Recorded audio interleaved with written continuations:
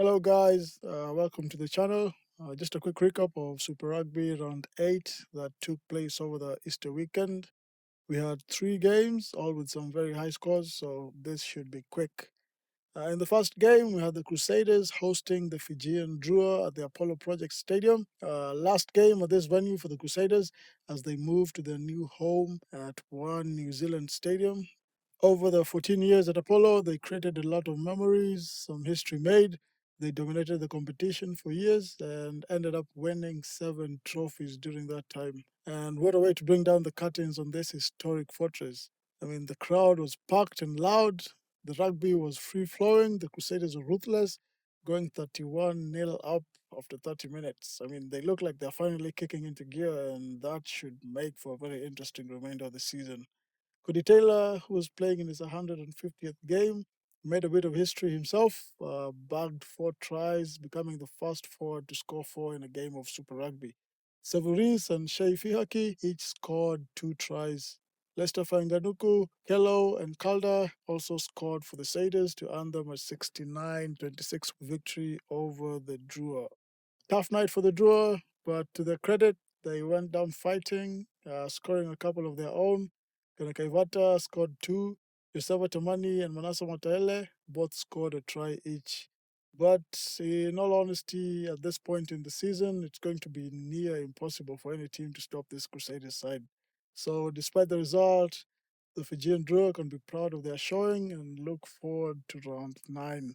Next up, the Crusaders will be away to the Reds, and the Fijian Drua will be hosting the Force in Lautoka. In the second game, we had the Chiefs at home against the Waratahs. A dominant win by the Chiefs over a very confused and unmotivated Waratahs team. I mean, just a horrible showing from them. Not much you can say about them except terrible. There was a bit of back and forth in the beginning, but once the Chiefs found their rhythm, they were unstoppable.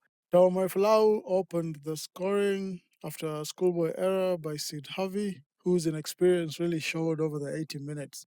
I mean, he had some good moments, scored 1 try, but he was at fault for a couple of tries scored against them.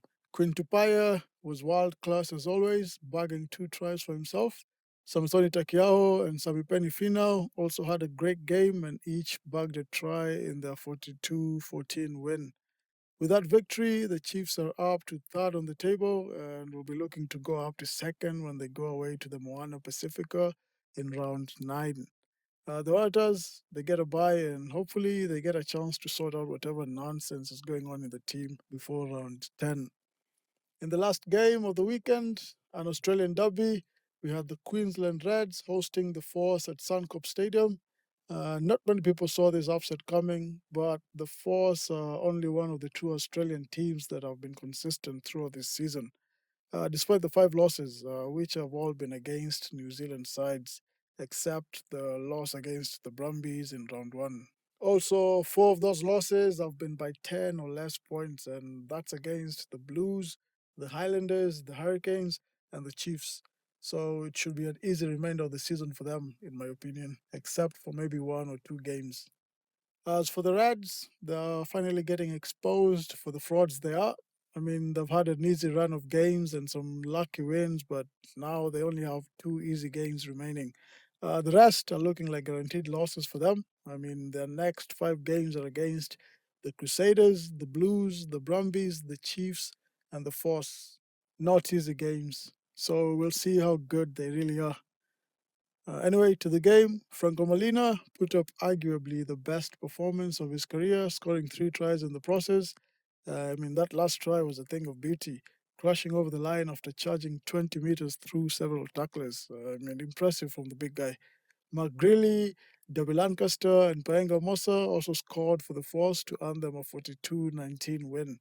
Ben Donaldson definitely won the Battle of the Flyhouse against Gordon with a very strong showing across the 80 minutes. Tim Ryan, Joe Bryle, and Filippo Dongunu scored for the Reds in a very lackluster performance that sees them drop to sixth on the table.